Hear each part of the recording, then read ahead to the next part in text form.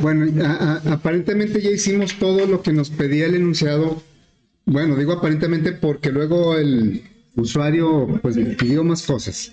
Miren, por ejemplo, vamos a revisar qué es lo que ya hace nuestra aplicación. Viene siendo esta.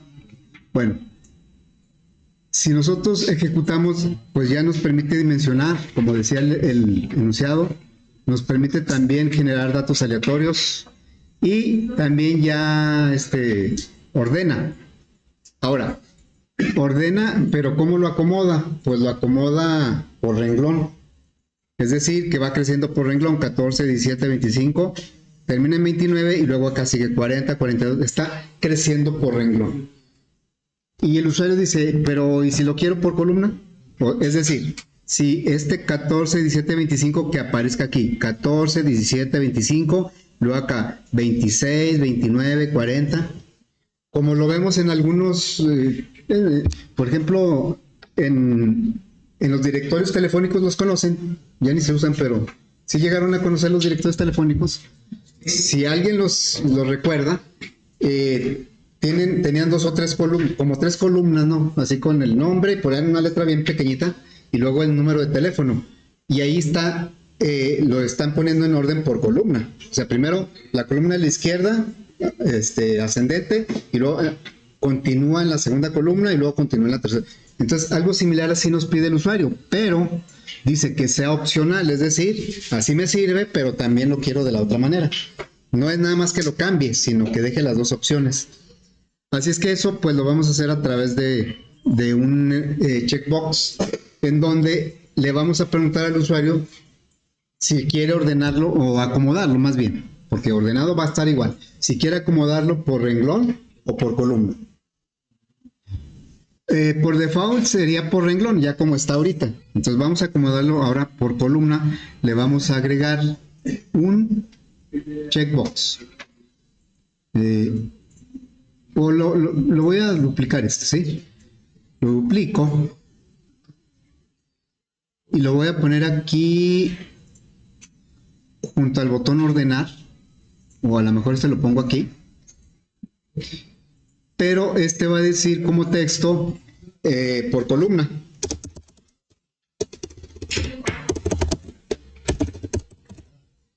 Y el JText se va a llamar, perdón, el JCheck se va a llamar JCheck columna.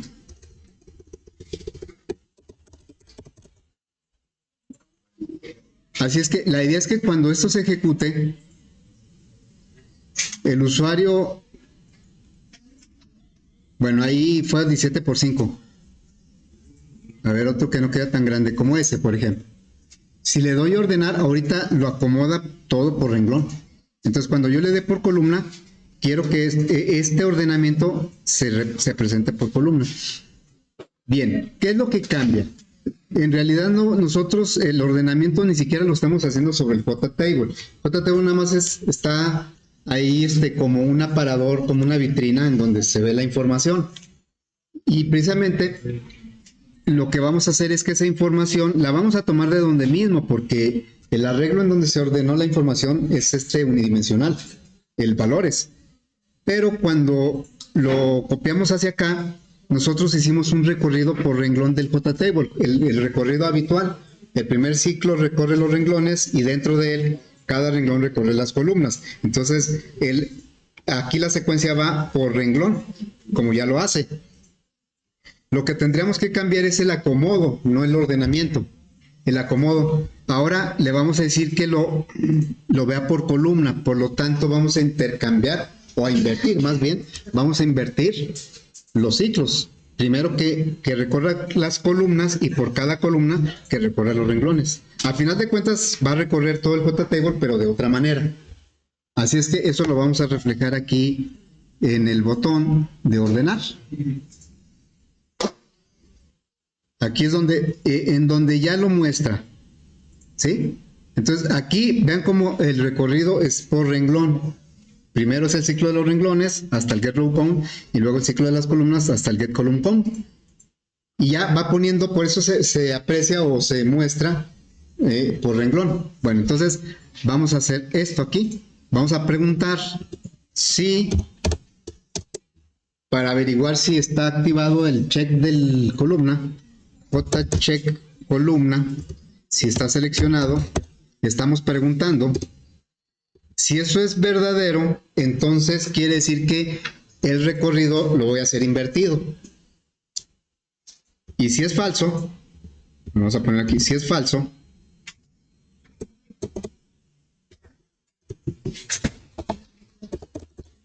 el recorrido lo vamos a hacer por renglón, como ya lo tenemos. Entonces, este else está bien.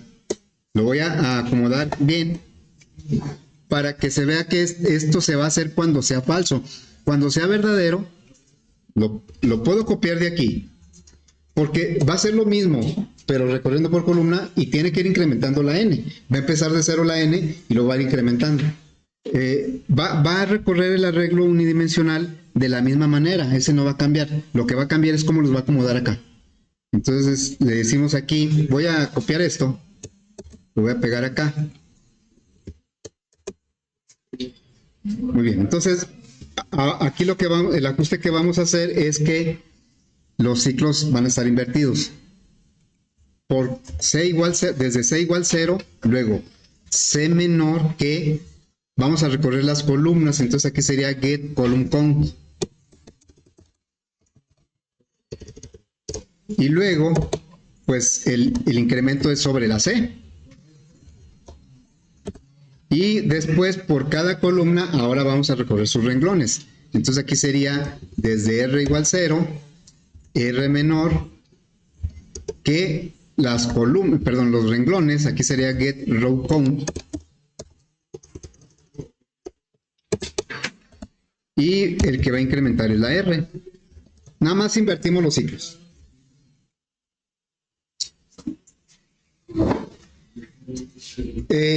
Cuando, por ejemplo, si fuéramos a sumar los datos nada más, pues no importa si lo hacemos por renglón o por columna, si finalmente los vamos a recorrer todos. Y como no hay diferencia, pues lo hacemos de la manera habitual por renglón. Aquí sí hay diferencia, porque los va a acomodar de otra forma. Bueno, vamos a checar si esto ya funciona. ¿Está todo bien? Creo que sí. Bueno, vamos a probar.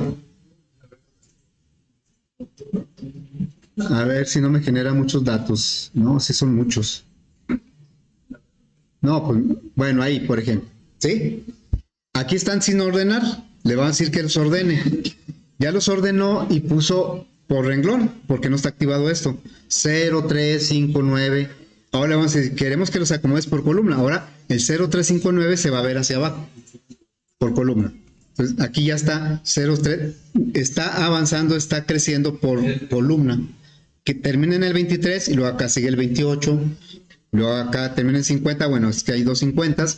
Los únicos que quedaron en su lugar, ¿cuáles fueron? En el mismo lugar. Los únicos dos elementos que quedaron en el mismo lugar. ¿Cuáles serían? El primero y el último. Solo el primero y el último quedaron en el mismo lugar. Bueno.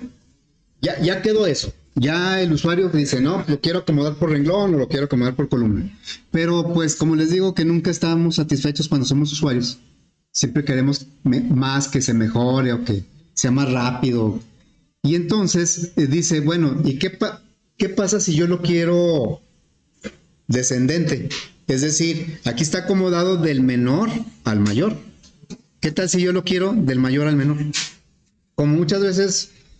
pues nosotros lo solicitamos, ¿no? Simplemente las páginas donde se venden cosas, normalmente viene un orden. Si nosotros estamos en una página, no sé, de la que ustedes quieran, Amazon, Temu, Mercado Libre, cualquier página donde andamos ahí comprando algo, aunque no tengamos dinero,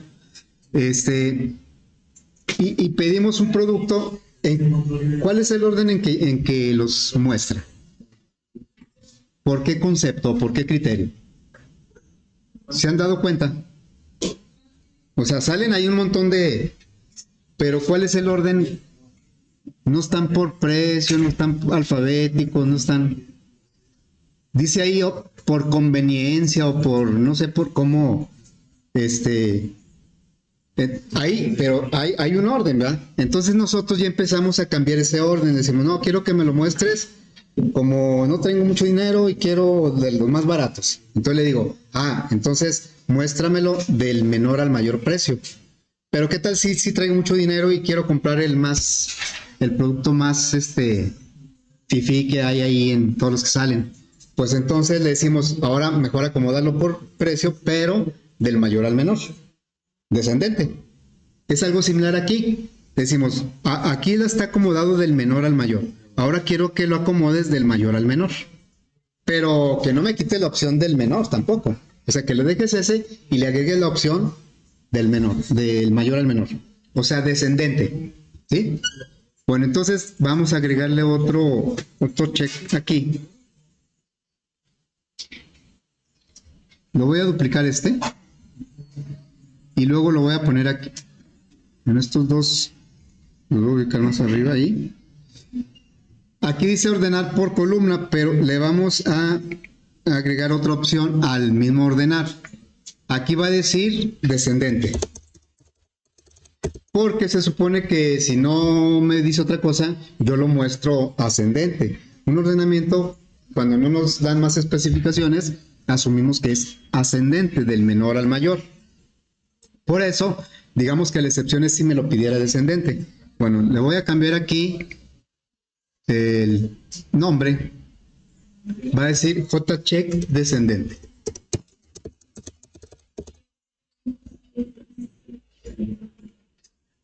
La cuestión es cómo le vamos a hacer para que lo muestre del más grande al más chico. Fíjense, aquí nosotros para ordenar, ¿qué función utilizamos? ¿Se acuerdan? El array sort. No le estamos diciendo cómo lo ordena, ¿verdad? Pero lo ordena ascendente, porque es el de default. Un ordenamiento normal es ascendente, del menor al mayor. Entonces, porque bueno, se lo vemos simplemente en los números, ¿verdad? Los números, la recta numérica pues empieza del 0, hablando de los positivos, y va creciendo. Digamos que es el orden habitual, ¿no? Del menor, el alfabético también, de la A a la Z. Bueno, entonces una forma es que aquí hubiera una función que me lo ordenara descendente. Si la hubiera, pues yo aquí lo podría resolver muy fácilmente. Digo, no, ¿sabes qué? Ahora ordénamelo, pero descendente. Y yo, pues lo sigo mostrando igualito. Nada más que como estos van a estar acomodados al revés, pues a la hora de que los muestre aquí se van a ver descendente. Pero ¿qué creen? Pues hasta donde yo sé, no hay una función de arrays. Arrays es una librería que manipula arreglos, hace operaciones sobre los arreglos. No trae ninguna que me lo ordene al revés. ¿Sí? Entonces, por ese lado no lo podemos resolver. ¿Cómo lo haríamos en lugar de eso? Bueno, entonces, fíjense, si yo les digo, a ver, este arreglo estaba sin ordenar y aquí ya está ordenado. Si yo les pidiera que recitaran o que me mencionaran cada elemento del arreglo, ¿cómo me lo dirían? A ver, yo les digo, díganme cuáles son los elementos de ese arreglo, no las posiciones, los elementos, los datos. ¿Cómo los dirían? 0, 1, así, ¿no? Y entonces pues me lo están diciendo ascendente. Y si yo les dijera, ahora díganme los descendente, ¿cómo lo harían? O sea, empezarían del último, ¿no? Y luego, fíjense, aquí nosotros, esto ya lo hicimos, voy a poner una flecha por ahí, ya está la flecha. Nosotros esto ya lo hicimos con un contador que se llama n. Empezamos de 0 y ¿en qué valor terminó? No, explícitamente no terminó en ese valor porque lo hicimos a través de los contadores del JTable, pero ya sabemos que el JTable tiene el mismo número de elementos que este arreglo. Aquí 3 por 4 son 12 y aquí son 12 elementos, nada más que están numerados del 0 al 11. Entonces, de alguna manera, en el ciclo que fue recorriendo este arreglo para mostrarlo acá, la n empezó de 0 y sin darnos cuenta, ¿en dónde terminó? ¿En qué valor terminó? En este caso en el 11, pero pues no siempre va a ser 11, ¿verdad? Porque no siempre van a ser 12 elementos. ¿Cómo lo puedo generalizar? ¿En qué valor termina la n? Bueno, aquí no hay row con porque es un arreglo convencional, pero por ahí va. Por ahí va, por ahí va. En lugar de row con, ¿qué usaría aquí? Punto len, ¿verdad? Aquí valores punto len, pero -1. ¿Sí? Porque valores.len vale 12. Son 12 elementos. Le quitó 1 porque empezó del 0. Bueno, y la n se fue incrementando. Eso ya lo tenemos. La n la empezamos de 0, se fue incrementando para que fuera avanzando sobre este arreglo. Y el valor último al que llegó fue valores.len -1. Bueno, si nosotros necesitamos ahora verlos al revés, como ahorita me dijeron, del mayor al menor sería 9, 8, 8, 7. Es decir, empezaría yo de aquí, ¿sí? Y avanzaría, me regresaría hasta el 0, ¿no? Entonces, yo empezaría al revés. Empezaría de un valor, del último valor, y llegaría hasta el 0. Llegaría hasta aquí.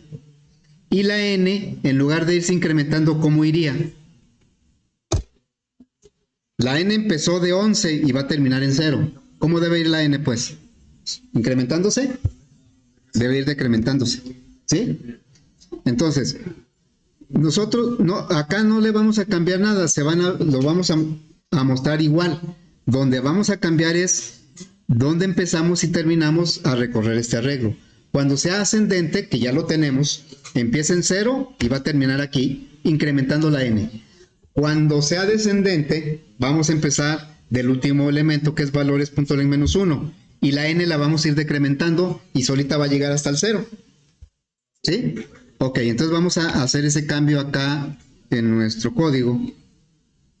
Aquí quedaría así. La n ya no siempre va a empezar en 0, porque ya tenemos que considerar cuando el usuario lo quiera descendente. Entonces aquí vamos a preguntar si el JCheck descendente está seleccionado, no y selected. Ahí está. Si está seleccionado, entonces quiere decir que la n no va a empezar de 0. La n va, ¿de cuál va a empezar? Lo quiero descendente. ¿De qué valor va a empezar? No del 9, o sea, sí es el valor, pero ¿de qué posición? Pero no le voy a poner 11, porque no siempre van a ser 12. Valores len -1, ¿sí? Entonces, aquí sería n es igual a valores.len, el tamaño que tenga el arreglo, -1. Y en caso contrario, quiere decir que no está activado, lo quiere normal, ascendente. Entonces aquí ya le diríamos algo así, ¿verdad? En caso contrario, no vas a empezar de valores len -1, vas a empezar de 0. Solamente que estés seleccionando el descendente, tú vas a empezar a recorrer el arreglo de valores del último, ¿no? Y si no, pues lo vas a empezar a recorrer del primero. Bueno, pero para que eso sea consistente, aquí tenemos que averiguar si está seleccionado este check, la n no va a incrementar, sino que ¿qué va a hacer? Lo pusimos acá, va a decrementar. Si empezaste del último, vas a avanzar al revés, la n va a decrementar. Porque la primera vuelta va a empezar en 11, a la siguiente tienes que visitar el 10, a la siguiente el 9, entonces la n se va a ir decrementando. Así es que aquí, eso lo tenemos que preguntar aquí. Le vamos a decir, si JCheck descendente está seleccionado, entonces la n la vas a decrementar. En caso contrario, la n la vas a incrementar, como ya estaba. ¿Así? Esto lo estoy poniendo en el recorrido por columna, pero lo debo hacer también en el recorrido por renglón. Entonces aquí voy a quitar porque lo voy a copiar tal cual. Acá en el recorrido por renglón también. Recorrido por renglón le digo, aquí, ¿sí? Aquí, le digo, la n pues va a estar cambiando en cada vuelta, tanto de renglón como de columna. Entonces aquí le estamos diciendo, vas a poner el valor que esté en la posición n, pero si estás descendente, si seleccionó descendente, entonces la n no va a avanzar, va a retroceder porque va para atrás. En caso contrario, que no está seleccionado, entonces la n sí va a avanzar. A ver, vamos a checar si eso ya funciona.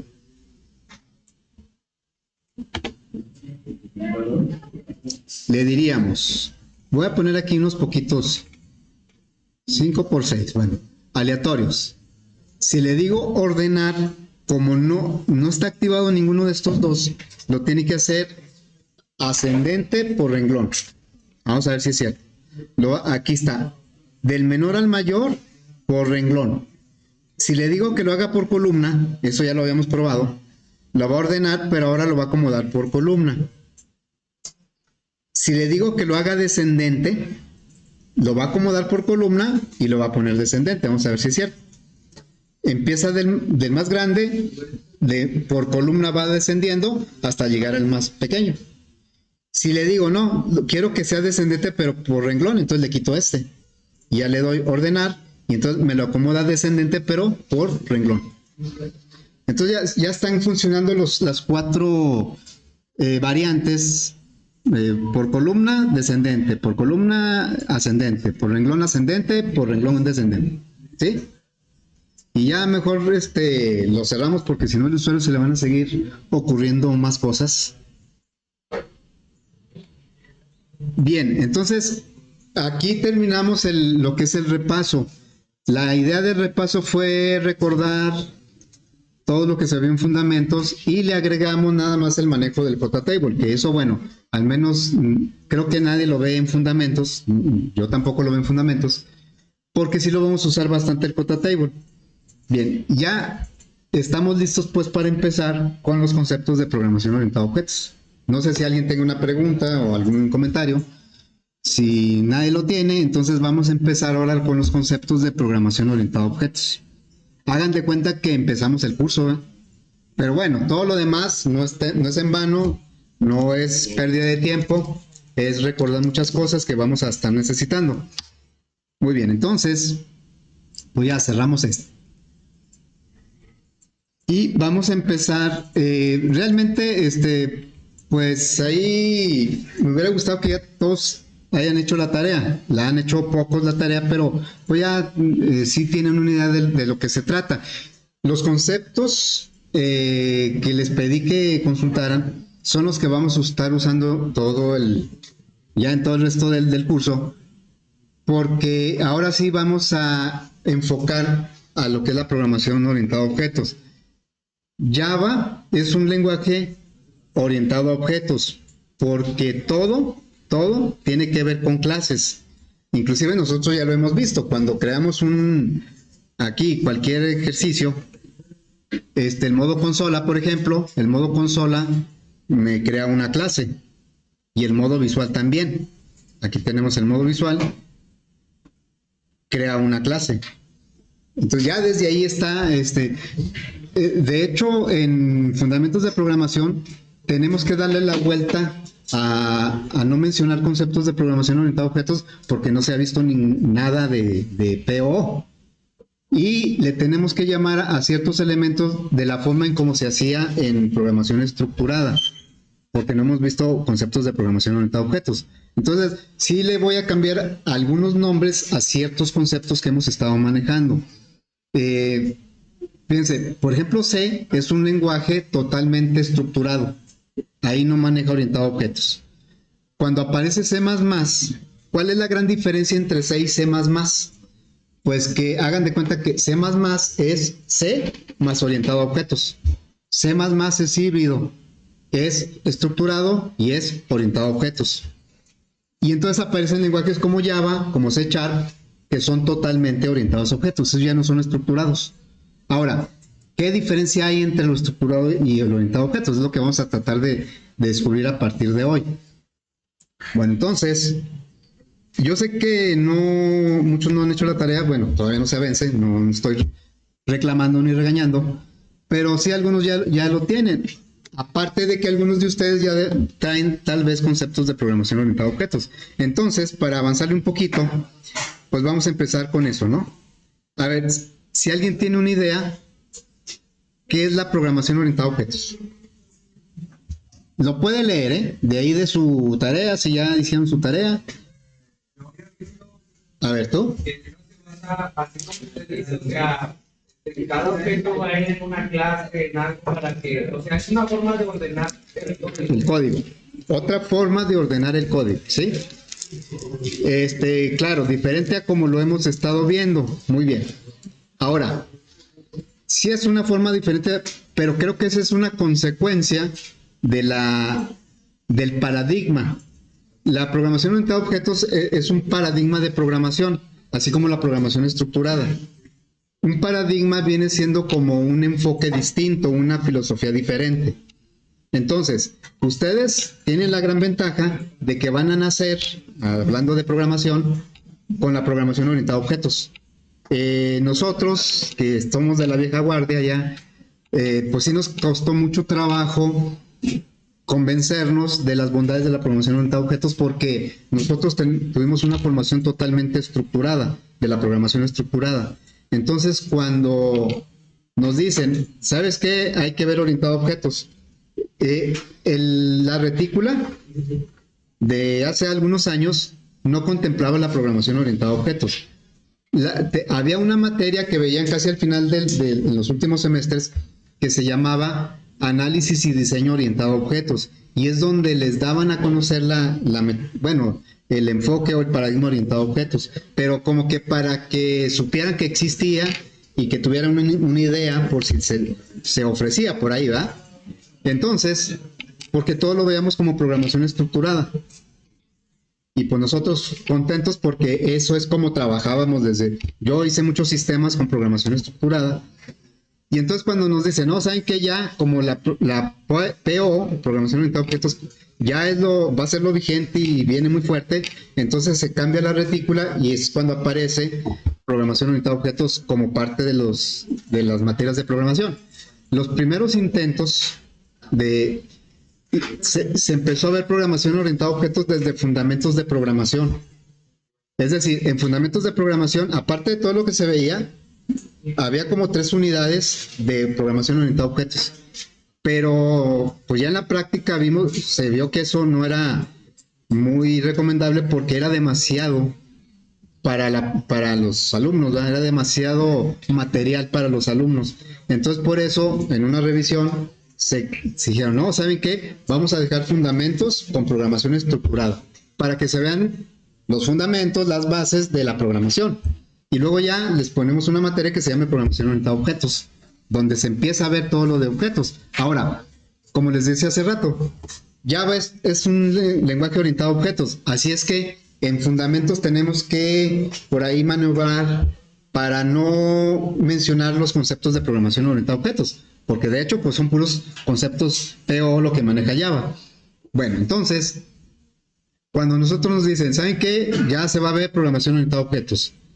¿Qué tuvimos que hacer nosotros que traíamos tatuado ahí en la mente la programación estructurada? En el entendido de que la programación orientada a objetos estructurada son paradigmas diferentes, o sea, son filosofías distintas, ¿sí? Entonces cuando empezamos a ver nosotros todo eso, como que no captábamos que hubiera mucho sentido en cambiar de filosofía, de paradigma.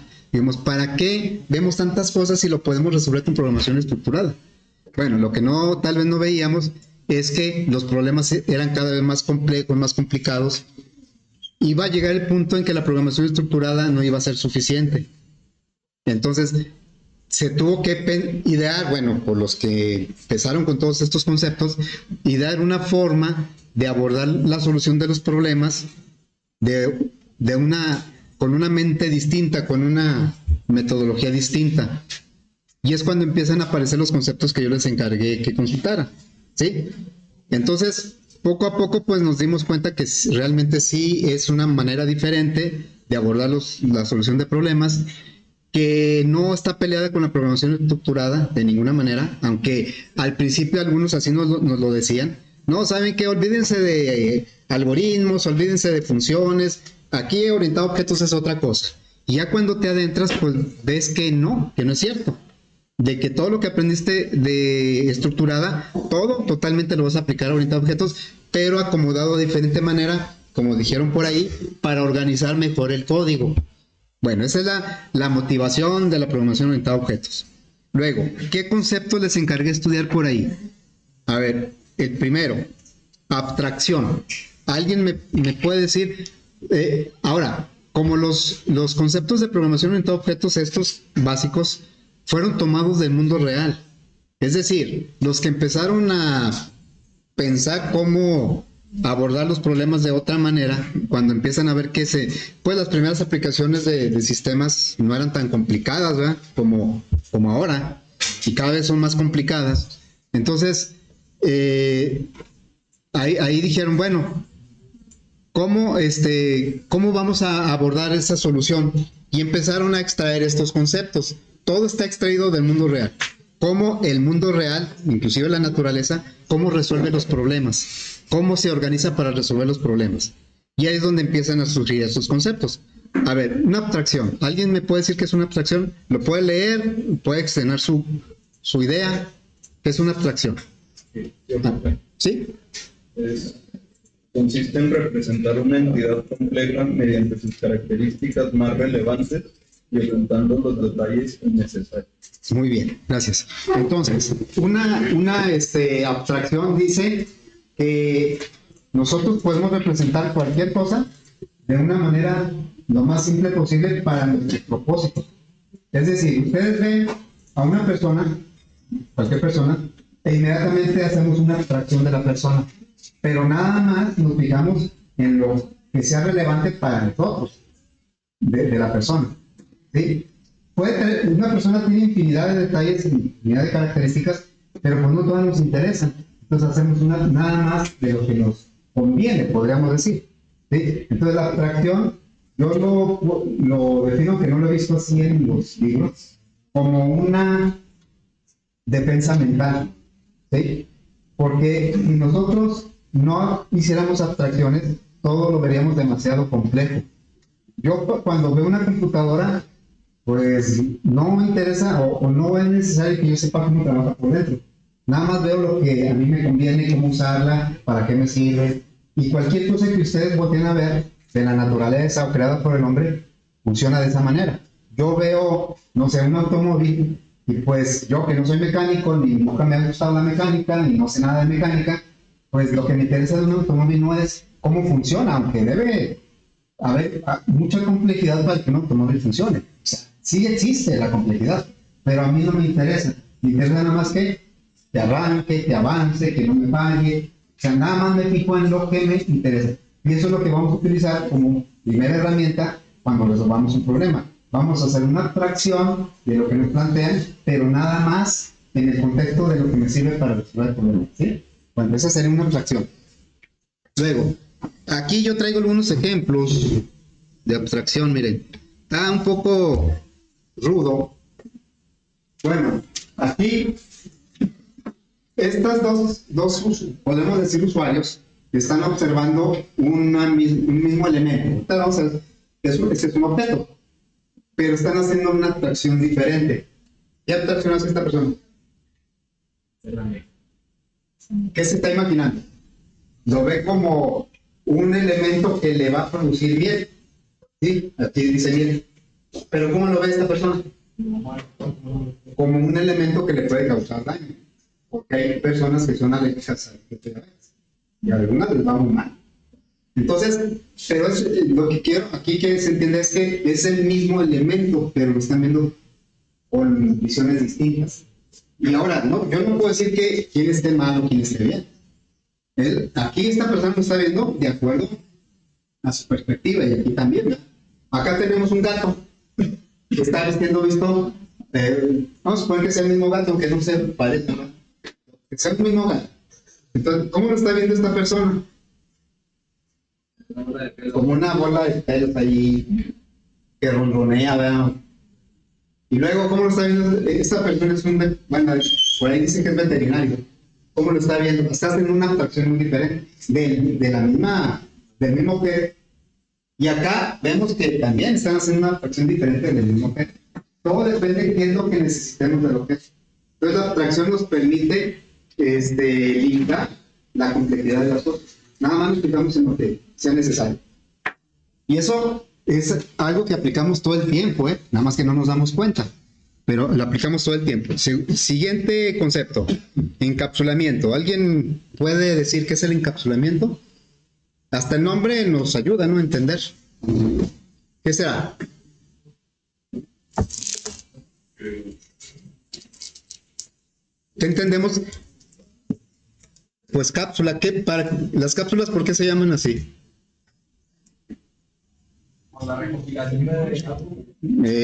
La cápsula, o sea, cubren algo, ¿no? Encapsular quiere decir aislar, proteger.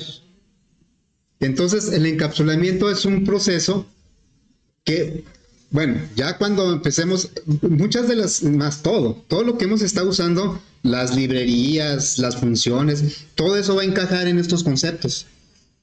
Entonces, nosotros, por ejemplo, usamos la librería random. La librería random la usamos porque nos proporciona funciones para generar números aleatorios. Pero sabemos cómo está por dentro. ¿Nos interesa cómo está por dentro? No, salvo que me encargue el profe, a ver, investigue cómo está por dentro la librería random. Pero más allá de eso, lo que me interesa es que funcione. Pero la información de cómo lo hace, qué datos requiere, todo eso está dentro del azar o de la variable que hayamos definido. Está encapsulado. Y si volteamos a ver, cualquier cosa que ustedes ahí decidan, tanto creado por el hombre como de la naturaleza, un árbol, por ejemplo, ¿cómo un árbol protege? ¿Cómo se protege un árbol? Así mismo. Con su corteza, ¿va? ¿Cómo nos protegemos nosotros? Todo está encapsulado, Con la piel, que es el cuerpo, ¿qué dicen? La piel es el órgano más grande del cuerpo, ¿no? Es un órgano. Bueno, pero eso permite que nosotros estemos protegidos. Un automóvil, pues la carrocería, la computadora, ¿cómo está protegida? Pues el chasis, ¿verdad? Entonces, eso es un elemento muy importante porque el encapsulamiento sirve para proteger, pero también sirve para que no tengamos que enterarnos de la complejidad de las cosas. No tiene caso. O sea, no tiene caso que yo lleve un curso de cómo funciona un automóvil para poder aprovechar lo que hace un automóvil. ¿Sí? Bueno, ese es el encapsulamiento. Todo eso lo vamos a aplicar en los ejercicios, Luego, ahí están ejemplos de encapsulamiento. Ahí está un gato que, bueno, ahí deberían verse como órganos y vísceras y tripas, pero ahí se ven como engranes, ¿no? Bueno, aquí está encapsulado esto. También la computadora la vemos por fuera, pero realmente todo su funcionamiento está protegido, en este caso por el chasis. El coche también, ¿verdad? El coche tiene muchas cosas que están protegidas porque sería peligroso que estuvieran expuestas. Por ejemplo, el tanque de gasolina, la batería, el mismo motor. Es en parte para que funcione bien, para que esté protegido, pero también que no cause daños más hacia afuera. Bueno, clase y objeto. ¿Qué es una clase? Está muy relacionado lo que es clase y objeto, pero sí hay diferencia. ¿Alguien me puede decir qué es una clase y qué es un objeto? Y eso ya lo hemos estado usando, Sí, a ver, dime. Bueno, un objeto representa cosas del mundo real. Sí. Tienen características, propiedades y métodos. Ajá. Y, por ejemplo, las clases son una plantilla para esos objetos. La clase son las plantillas para esos objetos. Ok, gracias. Fíjense, por ejemplo, a ustedes cuando se inscriben aquí en la escuela, les piden un conjunto de datos, ¿no? Un montón de datos y papeles pero ¿cómo les dicen, cómo les informan a ustedes de todos esos datos que requieren? En base a algún documento, ¿no? Esta es toda la información que necesitamos de usted. Ese documento que les presentan vendría a ser como la clase. Es en donde están cuáles son los datos que va a tener cada alumno. Y los objetos, y por cierto voy a hacer la aclaración, aquí es una clase en donde las personas se van a tratar como objetos para que no se ofendan, ¿sí? Ustedes serían los objetos. Ya cada uno de ustedes serían los objetos. Entonces, la clase define como una plantilla o un molde. Y a partir de ahí se van a crear los objetos. Están muy relacionados porque un objeto se crea a partir de una clase. No al revés. Una clase no se crea a partir de un objeto. Entonces aquí el ejemplo típico de esa diferencia es el molde para fabricar galletas. Aquí vemos un molde de no sé de qué metal sea, acero, aluminio, no sé. Pero ¿qué define con respecto a las galletas? Define la forma. ¿Y qué otra cosa? El tamaño, ¿va? Básicamente define la forma y el tamaño. ¿Define el color? No. No, ¿va? Bueno, pero con este molde, ¿cuántas galletas puedo hacer?